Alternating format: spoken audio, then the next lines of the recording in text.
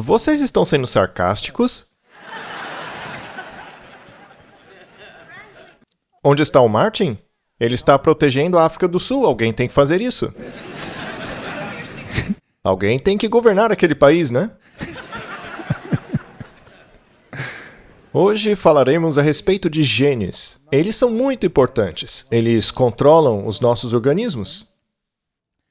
E falaremos sobre evolução, não é? O que há de errado ou certo na evolução?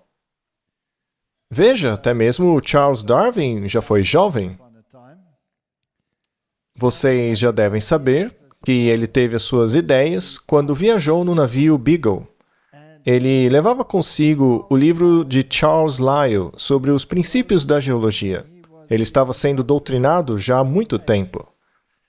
E foi assim que tudo aconteceu. Ele publicou o seu primeiro rascunho de suas ideias sobre a evolução no ano de 1844. Eu não acho que é só coincidência. Porque exatamente na mesma hora, outra mensagem foi enviada para o mundo, que deveria ser propagada para o mundo. Temei a Deus e dai-lhe glória, porque chegou a hora do seu juízo. Adore aquele que fez. São ideias bem contrastantes, não são? 1844 foi um ano incrível. Os tentilhões realmente empolgaram Charles Darwin, mas você pode ver essas adaptações em qualquer criatura. Eu serei um pouco, não contraditório, mas é a minha opinião. Temos a macroevolução, que é o salto entre as espécies, grandes mudanças. E temos a microevolução, que são mudanças dentro do organismo. Eu não acredito em nenhum dos dois. Ora, como assim? Eu não acredito em macroevolução e nem em microevolução. Meu problema é com essa palavrinha chamada evolução. Porque a microevolução parece indicar uma mudança genética por meio de uma mutação em pequeno nível, ou mudança genética positiva em nível menor. Eu não acredito nisso de jeito nenhum. Porque a mudança genética nunca é positiva. Ela é sempre negativa e destrutiva. Então, de onde vem tudo isso? Eu acredito que a diversidade incorporada fazia parte do plano. A adaptabilidade é a capacidade dos genes dentro da estrutura que foi criada, projetada para ter todos esses recursos de adaptação. Portanto, quando Deus criou, quando Ele arranjou os sistemas genéticos, Ele não te deu apenas um conjunto, Ele deu o que chamamos de alelos. Diferentes conjuntos da mesma coisa. Então, por exemplo, um dos dois, Adão ou Eva, tinha olhos castanhos, porque marrom é dominante. Mas ele também tinha os genes para todas as outras cores de olhos, como recessivas no pacote. Então Eva poderia ter tido olhos castanhos. Isso seria possível. Mas ela também poderia ter olhos azuis, se este alelo específico fosse transferido. Então, se você tiver diferentes pacotes dessas coisas, poderá ter muita variedade. E ainda há outras coisas que podem acontecer.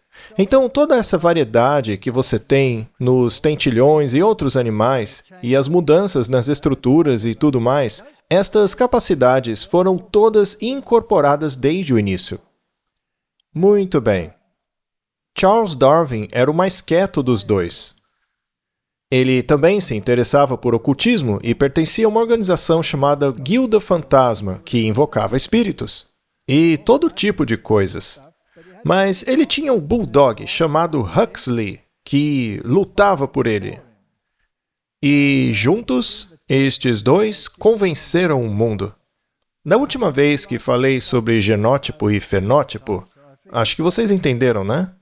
Eu disse a vocês que o que realmente importa são as informações. Quem escreveu as informações? As instruções genéticas. Quem as escreveu? Vou chamá-las de livro.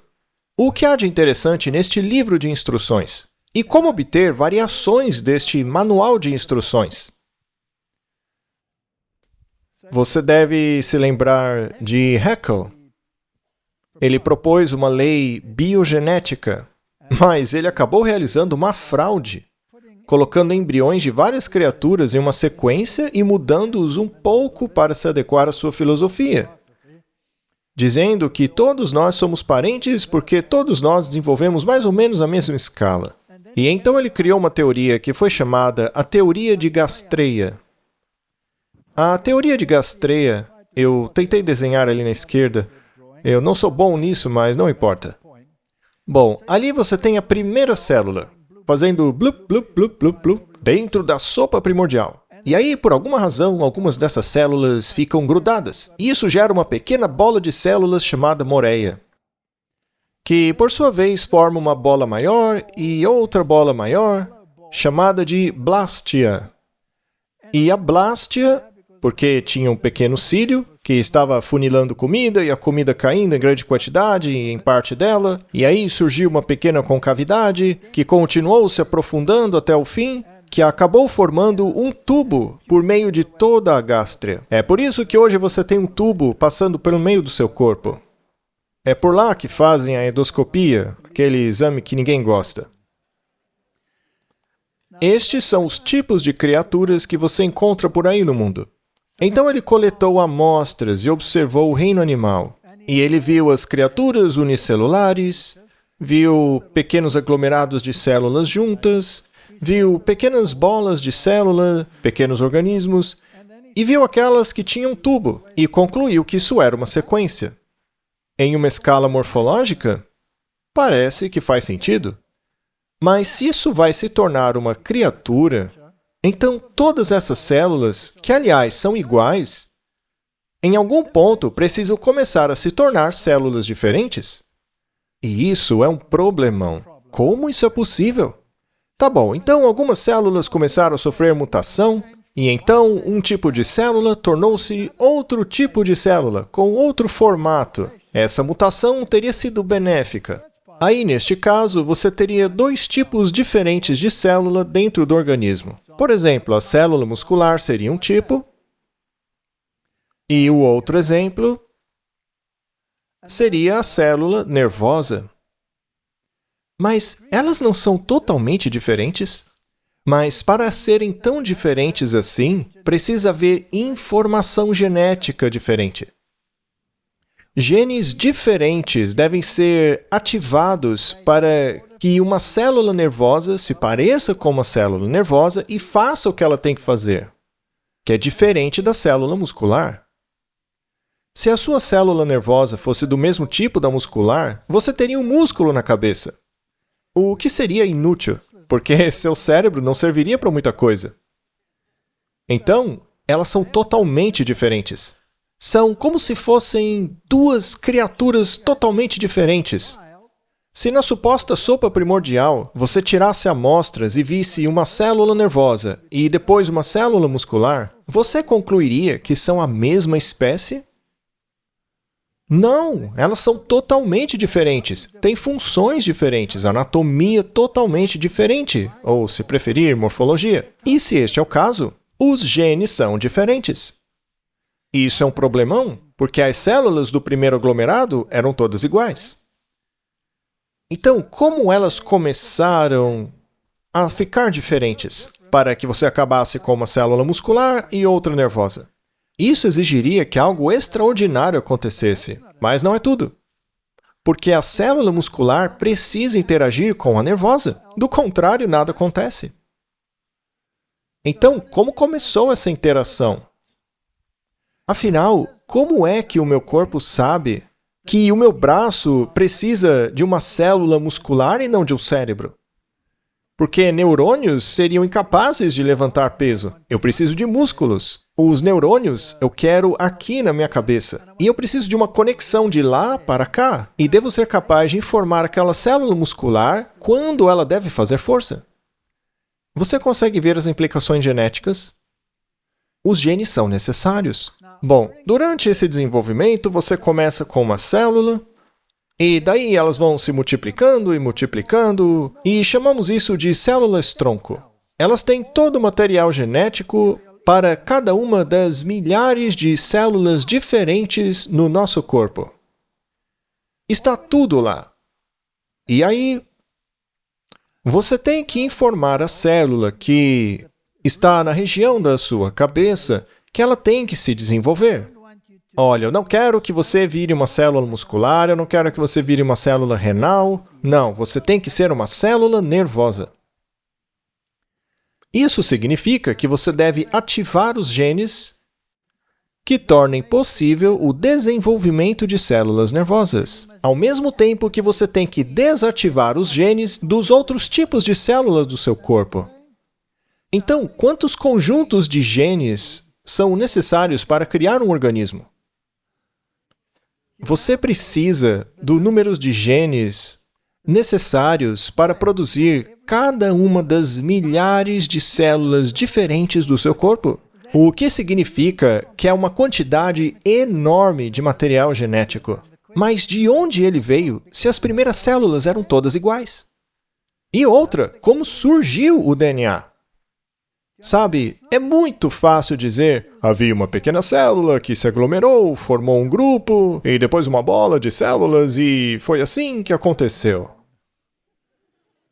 Não é simples assim. Mas não acabou.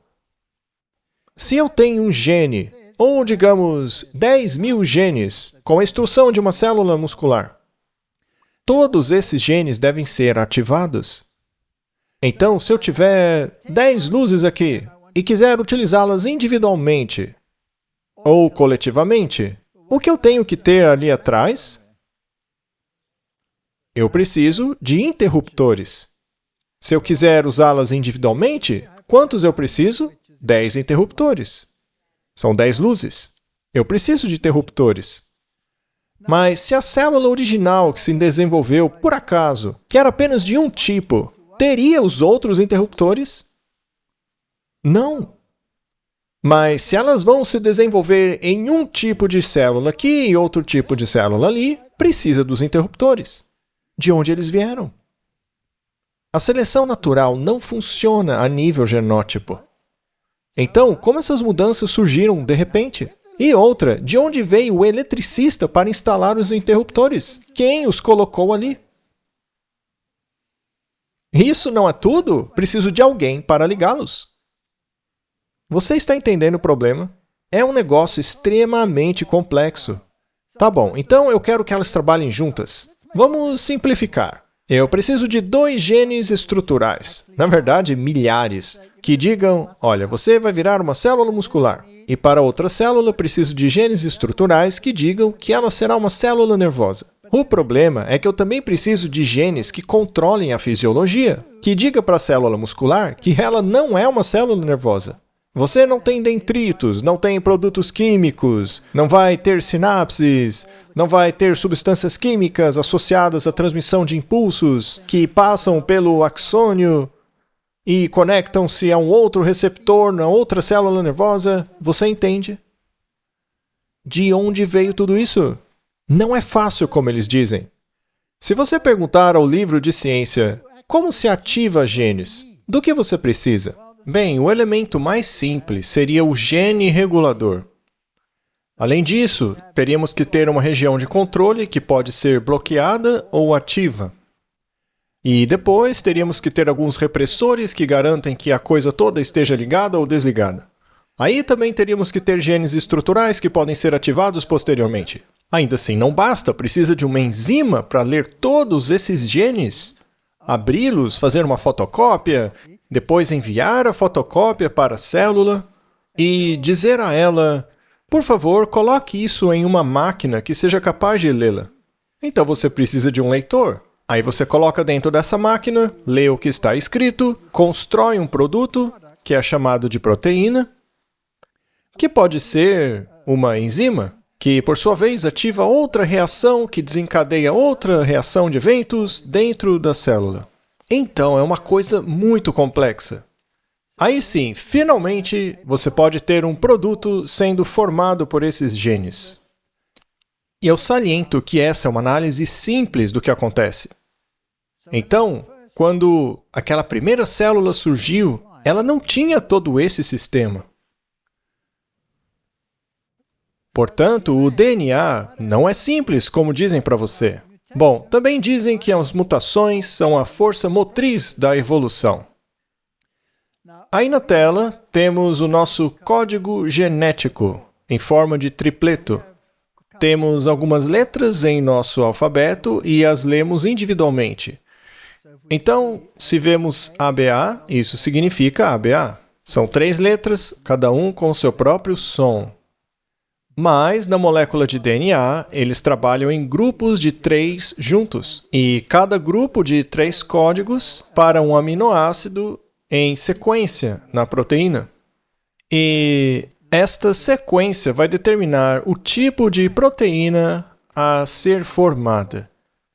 Então, se você tiver uma adição, por exemplo, que são alguns nucleotídeos inseridos aqui nesta molécula, então a leitura será diferente do que era antes. E também, se você tiver uma exclusão, se você cortar alguma coisa, ou seja, outra mutação, também será lido de forma diferente. Vejamos um exemplo disso. Temos um código triplo aqui, e você tem uma frase, o gato e o chapéu. Não faz sentido, mas pelo menos você pode ler a frase, certo? Mas se uma eventual mutação genética exclui alguma coisa, por exemplo, se eu tirar o C, veja como fica a leitura. Acaba que a frase não faz o menor sentido. Então, seu gene torna-se inútil. Entendeu? É por isso que as mutações são negativas, não positivas. Mas para que a evolução sobreviva, é preciso ter momentos positivos ocasionais. Então, vamos ver um exemplo aqui. Se abrirmos os nossos livros didáticos, veremos estes exemplos de mutações que são positivas. Um exemplo clássico que eles usam é a anemia falciforme. Quem tem anemia falciforme, o seu glóbulo vermelho não se desenvolve da forma redonda convencional, como deveria ser, mas se torna uma célula falciforme, ou seja, deformada, o que é inútil, ou, na melhor das hipóteses, não tão eficiente, como deveria ser. Mas isso te dá uma vantagem seletiva se você tiver malária. Então, o parasita da malária não atua adequadamente num ambiente assim. Então, pessoas com anemia falciforme não são propensas a ter malária. Que coisa boa, não é? Maravilhoso! Claro que não é, isso é uma doença. Quem tem anemia falciforme sofre muito.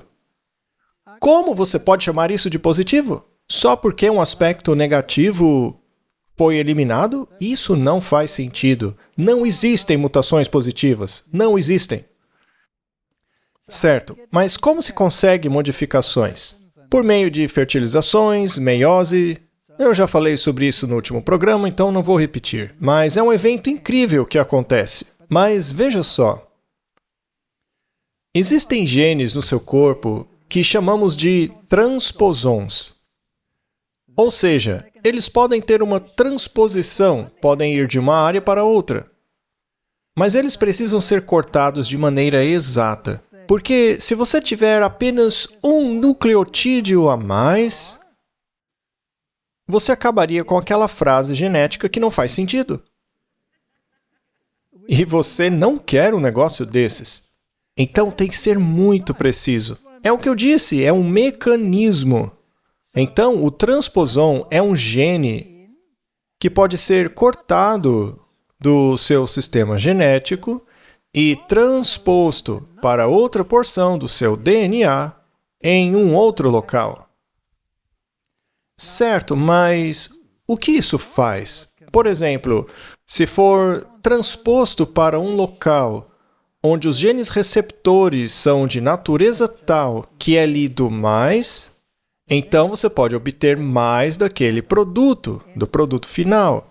Mas digamos, por exemplo, que você cortou o gene do hormônio do crescimento, e você o transporta para um local onde o gene será lido com mais frequência. Aí você vai produzir mais hormônio do crescimento do que o normal. E o resultado disso seria incrível, porque você poderia ir de um animal pequeno para um animal grande em apenas uma geração, e não milhões de anos. Tudo com um transposon. Mas é um processo preciso, sem erros. Aquela frase bagunçada sem sentido não funciona. E aí eu pergunto, esse mecanismo foi projetado ou foi por acaso? A ciência percebeu... E veja, você não tem que saber de tudo isso, tá? Eu só quero implantar um conceito na sua mente. Não precisa decorar as palavrinhas. Não se preocupe com isso. Eu só quero que você entenda a complexidade da vida. É fácil colocar um monte de desenho num livro e dizer, veja, foi assim que aconteceu. As consequências de mutações são enormes.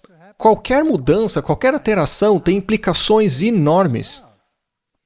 Bem, antigamente eles diziam que os genes que você passa à próxima geração é basicamente a sua aparência. Mas aí eles descobriram a epigenética. A epigenética conta uma história diferente. Isso significa que até mesmo as suas disposições, suas tendências, são transferidas para a próxima geração. Puxa vida, hein? Mas que coisa! Tá, mas como que é? Temos aí um diagrama de como funciona. Ali na esquerda você tem o seu cromossomo. E para que isso funcione, ele tem que ser exposto e lido. Nós já falamos um pouco sobre isso antes. E na sua molécula de DNA, esses cromossomos, ou essas fitas de DNA, elas são enroladas em proteínas chamadas histonas.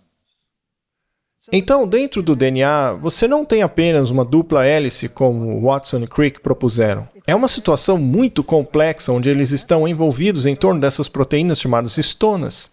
O que quer dizer que são como livros fechados, que não podem ser lidos. Então, alguém tem que abrir esse livro. E se eu quiser ler o que está no livro, o que devo fazer? Virar a página, certo? Para continuar lendo. E como isso acontece? Veja, nessas histonas, ou nessas proteínas, há uma pequena cauda chamada cauda de histona, que tem receptores para o que quer que seja projetado para receber informações sobre ou de. Então, digamos agora, por exemplo, que você é um alcoólatra. E se você é um alcoólatra, o seu corpo tentará se proteger contra essa toxina que é ingerida nele o tempo todo. O seu fígado tem que aumentar a imunidade para lidar com o que quer que esteja sendo colocado ali. O que significa que os genes do seu fígado precisam ser ativados para lidar com isso e produzir mais do que for necessário para desintoxicar a situação. Caso contrário, você terá cirrose hepática logo de cara, ou qualquer outra doença que você possa imaginar. Então, esse DNA precisa ser ativado para se mover em um ritmo. Bom, digamos que você tem propensão a diabetes em sua família, por questões alimentares ou qualquer outra coisa. Ou digamos que você tem propensão a câncer, por causa do que você tem comido, do seu estilo de vida, etc, etc. Bom, hoje sabemos que isso pode ser transmitido para a próxima geração. Porque estes genes que estão envoltos em histonas são lidos em certas circunstâncias. Será que você pode voltar no tempo? A resposta é sim, mas é difícil. Sabe o que é interessante? Eles descobriram que se você tiver, por exemplo, propensão ao álcool, bem, para desligar todas essas atividades negativas que têm que ocorrer para lidar com isso, esse desligamento não acontece em uma geração. Podem ser necessárias 2, 3 ou 4. 4 gerações. Os pecados dos pais serão visitados dos filhos até a 3ª e 4ª geração. Isso não significa que você tenha que agir de acordo, mas significa apenas que você terá essa tendência em sua família por 3 ou 4 gerações. Se você parar agora, a próxima geração estará um pouco melhor que você, mas ainda terá o problema. Já o próximo ficará ainda melhor se for consistente em não fazer aquilo que prejudica. E, finalmente, lá pela 4ª ou 5ª geração, o problema pode ser superado. Considere uma tendência a câncer de mama. Bem, descubra quais são os gatilhos que ativam essas estonas, que fazem com que as células fiquem nervosas. Aí você interrompe esse sinal e poderá desligar esses genes, para que não sejam mais ativados. Você entendeu a complexidade de tudo isso? Você não é livre e independente. Você é sujeito a regras que foram estabelecidas em um sistema que não pode ter sido produzido por evolução, porque não está sujeito à seleção natural. Isso está incorporado ao seu sistema. Então, por meio do transposon, podemos ir de um minúsculo rato a um rato gigante em apenas uma geração, e vice-versa. Isso não é microevolução. Isso é uma variabilidade inerente, consequência da estrutura do seu DNA. Portanto, a variação inerente à piscina genética cria essa variedade.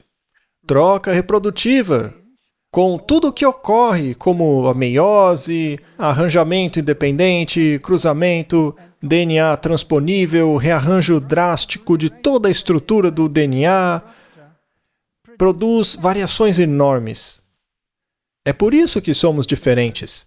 Não importa se você gosta de poodle, de husky, de labrador. Toda essa variação está embutida, não é microevolução. Muito bem, o que é isso? No passado, eles classificavam todas essas joaninhas como espécies diferentes. Mas não são espécies diferentes. É uma variação inerente. Às vezes, você pode ter uma variedade, como a joaninha vermelha, por exemplo, que apareceria no outono, e outra variedade na primavera. Então, eles as classificavam como 2 espécies, quando, na verdade, eram apenas ativações genéticas de acordo com a estação. O DNA é realmente algo fenomenal. E aqui está um belo exemplo. Este é o quagga. É o único exemplo restante do quagga. Era uma zebra que não tinha listras no dorso. Essa daí foi a última do tipo que foi preservada em um museu lá na África do Sul.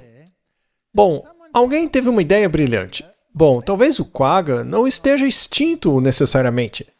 Talvez possamos fazer um programa de reprodução utilizando uma zebra das planícies para ver se, através de reprodução seletiva, podemos encontrar o mesmo gene presente até hoje. E assim eles fizeram. Começaram essa experiência em 1987 com a zebra das planícies, ali na esquerda. E em 2022, adivinhe o que eles conseguiram? O quagga. Eles o tiraram da extinção? Bom, pelo menos é realmente parecido com o quagga. Bom, qual é a conclusão aqui? Será que esses genes desapareceram ou estavam apenas mascarados? E por meio da reprodução seletiva, ele foi ativado novamente. Então, estas são possibilidades incríveis e mostram que estamos falando sobre variabilidade inerente. Outra coisa sobre evolução é que os evolucionistas falam sobre a coevolução. A coevolução é como as plantas com flores. Elas são fertilizadas por abelhas, por exemplo, ou qualquer outro inseto, e eles evoluem juntos para ter essa relação simbiótica. Ora, mas e se a abelha chegasse alguns milhões de anos atrasada? Aí não daria certo. Então os dois teriam que existir ao mesmo tempo. Eu não chamaria isso de coevolução. Eu chamaria de interdependência. E quando começamos a analisar a interdependência, vemos que é algo fascinante. Já que tudo é projetado para dar a fim de receber. Veja, pense nisso. Tudo neste mundo foi criado para dar e depois receber. Não importa o ciclo que observemos. Se observamos o ciclo do oxigênio, onde o oxigênio é necessário para respirarmos, e expiramos um gás terrível, que hoje é proibido, né? O tão odiado dióxido de carbono. Mas a planta adora isso. Ela absorve todo ele e te dá oxigênio em troca. É um fato terrível que o nosso nível de dióxido de carbono esteja em 0,04 no momento. Na década de 1800, era de apenas 0,04%. Então veja que coisa terrível. Aumentou de 0,04 para 0,04% nos dias de hoje. Não é de se admirar que Clifford Goldstein tenha falado sobre mentiras e mais mentiras. A Bíblia não diz isso. A Bíblia diz que nós herdamos mentiras. Posso garantir a vocês que acredito que herdamos muitas mentiras, mais do que imaginamos. Muito bem, esse beija-flor fertiliza as plantas e recebe o néctar delas em troca. Agora eu pergunto, quanto tempo levou para evoluir esse sistema que nenhum helicóptero do mundo consegue reproduzir? E as fusões? É possível obter rearranjos com certas circunstâncias, onde cromossomos que têm formas e tamanhos podem se unir e se fundir? Por exemplo, certas espécies de lobos têm 76 cromossomos. E certas espécies de cães selvagens, como os coiotes, etc., têm apenas 40 cromossomos. Mas quando você olha para os 40, você vê que eles são longos. Os 76 são curtos. Então tudo o que aconteceu foi que eles se fundiram. O que significa que você pode obter rearranjos do sistema genético com a mesma informação em outra sequência. Por exemplo, aqui no palco, temos um instrumento que aquela senhora toca com perfeição. Chama-se piano, não é? Digamos que ele tem muitos genes. Genes pretos e alguns genes brancos. E eles têm ativadores que são chamados de dedos. E ela pode ativar esses genes passando os dedos sobre eles neste piano. E assim ela é capaz de reproduzir uma melodia. A minha esposa consegue também, mas eu sou um desastre. Então lá vai ela, tocando esse piano, ativando esses genes. Quantas músicas ela consegue tocar nesse piano? Uma quantidade ilimitada, não é? Ilimitada. Isso é muito melhor que um computador. No computador, você só consegue 1 GB, 1 TB, gigabyte, seja lá o que for, mas isso aqui é ilimitado, certo? Por exemplo, o seu cérebro, quando que ele fica cheio?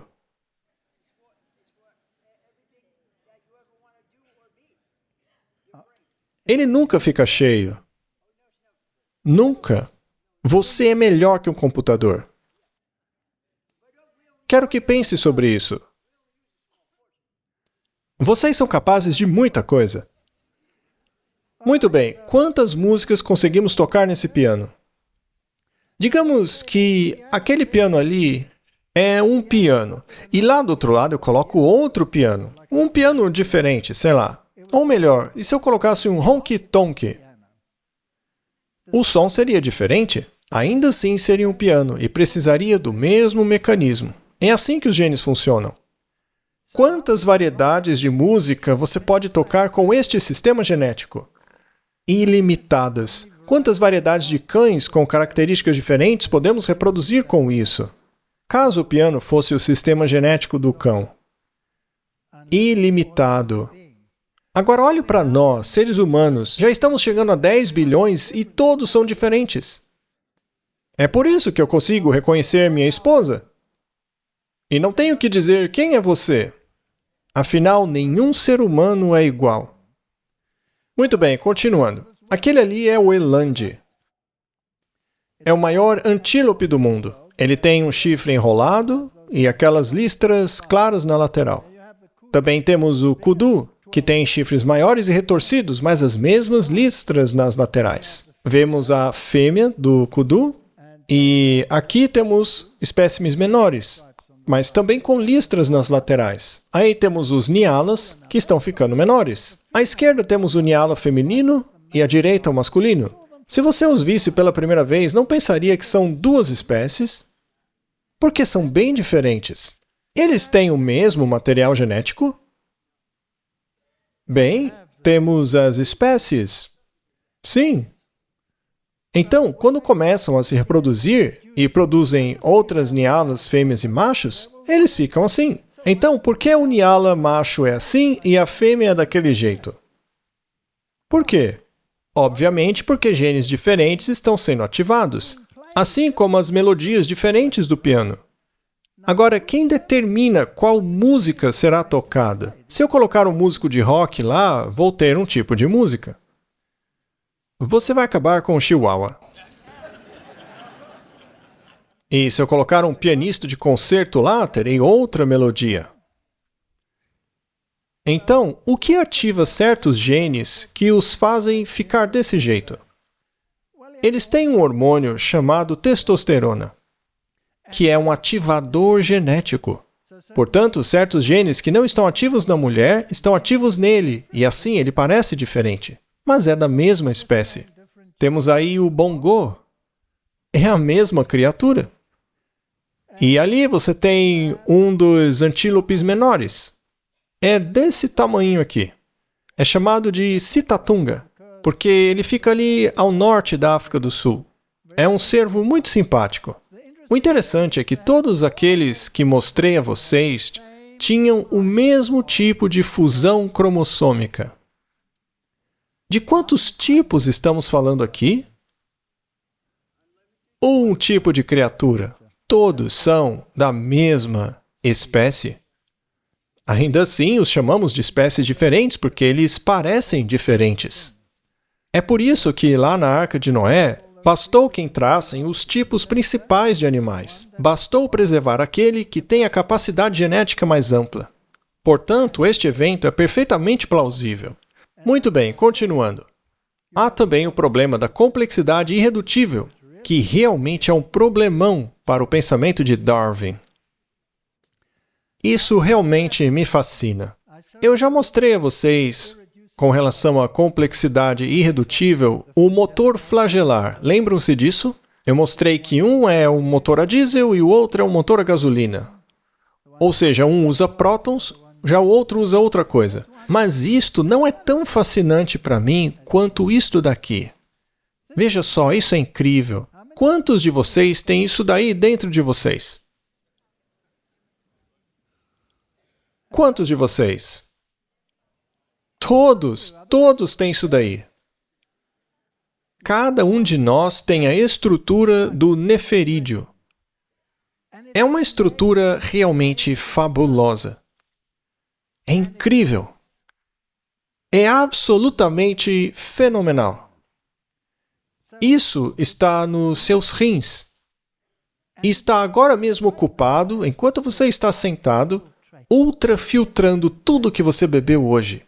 E todas as toxinas, o que quer que esteja em seu sangue, seja lá o que tiver lá, está filtrando tudo. Porque essa estrutura aqui é chamada de glomérulo, que ultrafiltra tudo. O líquido sai e agora seu corpo tem que absorver o que é bom e mantê-lo no corpo e se livrar do que é ruim. Então ele tem que ter discernimento. Ele deve saber o que deve ir embora e o que deve ficar. Mas tem outro problema?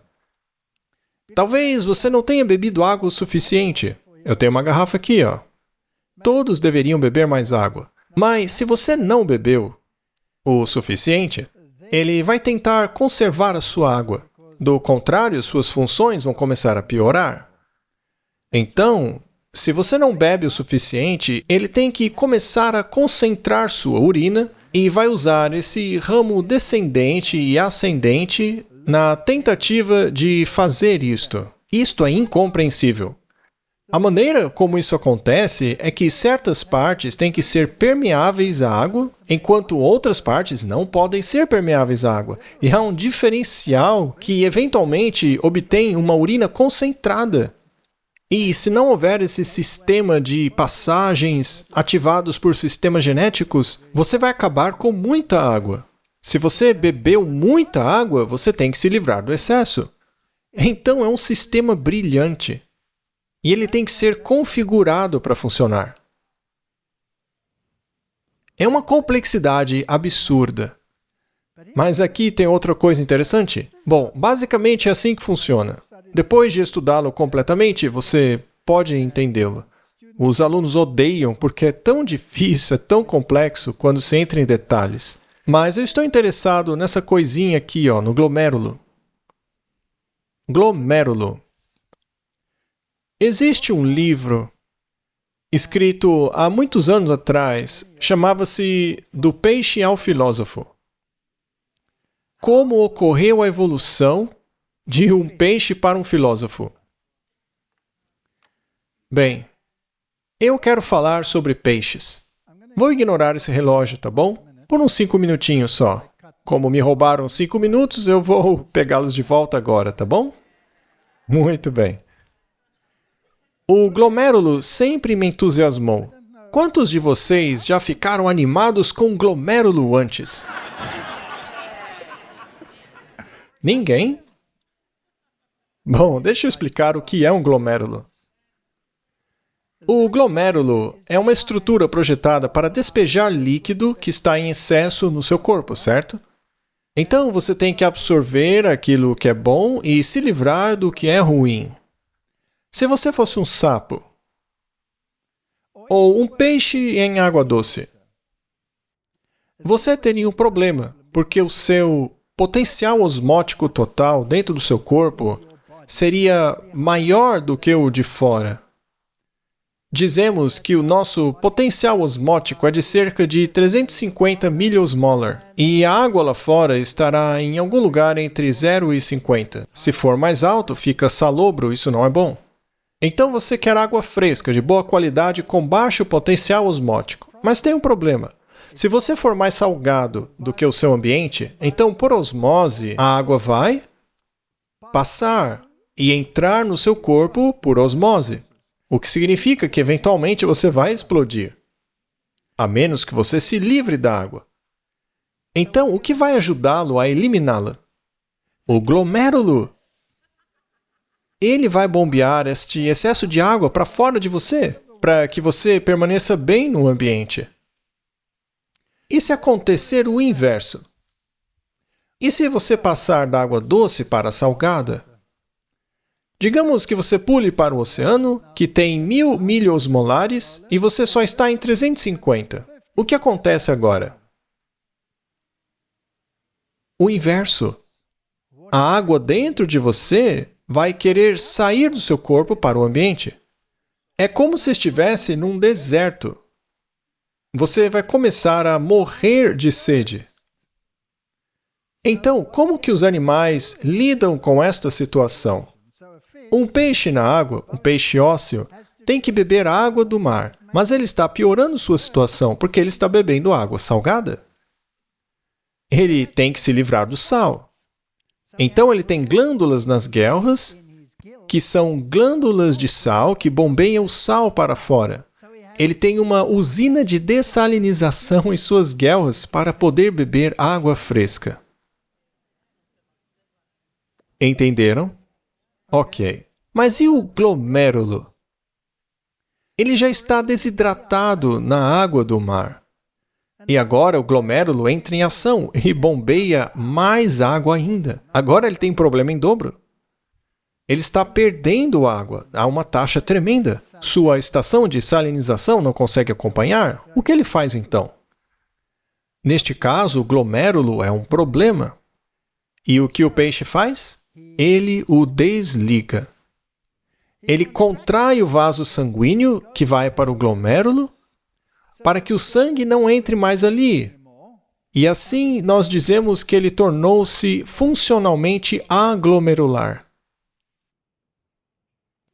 Pessoal, essa é a parte que vocês ficam empolgados com o glomérulo. A minha pergunta é: por que um peixe teria um glomérulo se ele não teria utilidade para isso? É uma boa pergunta. E segundo eles, evoluímos a partir da água salgada e temos a mesma osmose potencial como um peixe ósseo, cerca de 350, e herdamos esse glomérulo desde a criatura marinha que não tinha utilidade para ele, mas que por uma razão inexplicável acabou nos passando esse glomérulo. Mas há uma outra possibilidade. E se nunca houve um oceano salgado? E se no início todos os peixes vivessem em água doce? Seria interessante, né? Seria muito interessante. E se alguns peixes ainda tivessem a capacidade de alternar entre a água salgada e a doce? Veja o salmão. Quando ele entra na água salgada, o que acontece com seu glomérulo? Ele desliga, porque neste caso o glomérulo é um problema. Mas quando ele vai para a água doce, o que ele faz? Ele liga o glomérulo. Ele o ativa, porque agora ele precisa. Ai, que alívio, diz o salmão. Então, o fato de haver um glomérulo em peixes ósseos que viviam no mar, aparentemente para sempre, é uma indicação de que algo mudou. O que causou essa mudança? Talvez tenha sido um dilúvio. Talvez as águas do grande abismo que supostamente forneceriam minerais para as plantas agora fazem parte do oceano e temos todas essas adaptabilidades. Então, o glomérulo, para mim, é a chave para entender que estamos lidando com criação e que o mundo era diferente no passado em relação a hoje. E aí, você não ama o glomérulo? O glomérulo me deixa muito empolgado. É uma coisa maravilhosa que a ciência não consegue explicar. A sua estrutura, a complexidade, e se tudo já não estiver junto desde o início, não funciona. Ele precisa ser configurado, é estupidamente complexo e é lindo. É o que mantém você vivo a cada segundo do seu dia e que faz com que você não se intoxique até a morte sentado aí. Não é incrível? Isso é projeto. Eu não tenho tempo para mostrar os outros slides, então vou parar aqui porque já chega. Mas se você pensar no sistema genético no futuro, não é apenas um negócio que faz você ser de um jeito ou de outro jeito. Vermelho ou preto, amarelo ou rosa. Aliás, qual a diferença entre uma pessoa negra e uma branca? Melanina. Eu sou branco. Tenho melanina? Sim. Tenho gene para fazer melanina? Claro que sim. Claro que eu tenho. E a pessoa negra tem esse gene? Por que ela é negra e eu não sou? Provavelmente porque o ativador genético dela esteja mais ativo do que o meu. Talvez ele tenha tido um transposon, e mesmo que esteja na mesma posição, talvez sua mudança seja mais propícia para os estímulos ambientais e ele o ativou mais. Porque a Bíblia diz que por um só sangue ele fez todos. Por um sangue ele fez todos. E quando entendemos isso, começamos a perceber que a evolução é a base do próprio racismo. Agora fica sério, não é? Por que acham que os aborígenes australianos estavam gritando e berrando por causa da cabeça dos seus antepassados aborígenes que estavam no Museu Britânico, dizendo que queriam as cabeças de volta para dar um enterro decente a eles? Por que estavam lá no Museu Britânico? Por que acham? Por causa do darwinismo. Por que Adolf Hitler fez o que fez? Por causa do darwinismo. Por que o racismo era tão generalizado na África do Sul? Por que o racismo era tão generalizado nos Estados Unidos? Por que a escravidão parecia algo aceitável? Por causa do darwinismo. Não é uma questão simples, é uma questão séria. É um problema sério.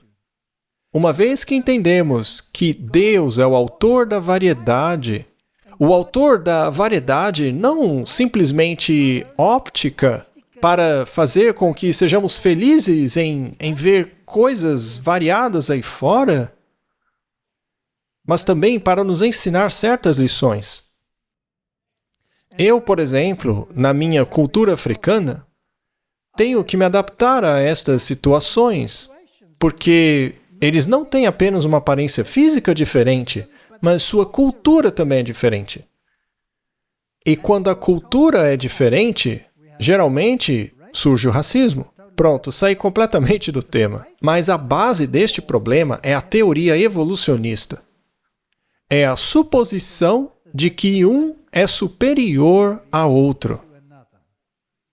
Mas em Cristo, esta superioridade não existe. Porque em Cristo não há homem e nem mulher. Não existe preto, nem branco ou qualquer outra cor. Não há nenhuma outra característica morfológica que possa mudar esta condição. Todos somos feitos à imagem de Deus. E não deixe que a teoria da evolução destrua sua unidade com seus irmãos e irmãs. Sejamos um exemplo para este mundo que luta hoje mesmo com relação a essas questões. Que possamos mostrar que em Cristo somos apenas um. Amém.